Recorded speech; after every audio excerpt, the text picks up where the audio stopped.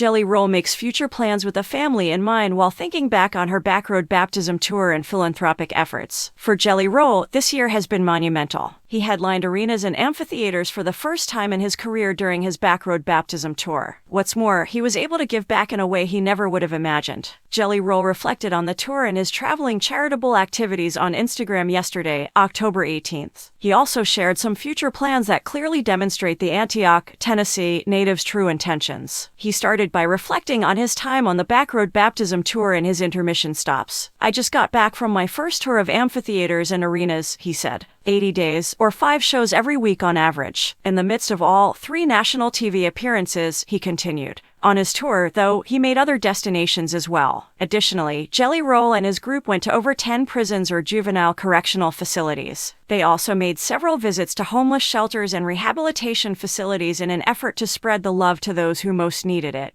The vocalist of Son of a Sinner, though, did more than just share affection. He distributed some cash as well. In collaboration with Live Nation, he gave out $1 from each ticket sold to support young people who are at danger. He posted, saying, "I never dreamed this would be possible. I am more grateful than I have ever been. To be absolutely honest, when I started writing songs when I was a kid, I did it as a means of therapy and way of connecting," Jelly Roll continued. "It never would have occurred to me in my wildest dreams that venues would be involved." He continued by saying that because he is aware that God has great things in store for him, he is learning to be fearless and dream bigger. Speaking of lofty goals, he doesn't have another #1 song or extensive tour planned for the near future. His goal is to create the biggest toy drive in Nashville history instead. Setting aside his aspirational future aspirations, all he wants right now is some alone time spent as Jason DeFord, the devoted husband and father. He said in the post, "I'm going to give up my phone for the remainder of the year so that I can try to be as present for my family and focus on them."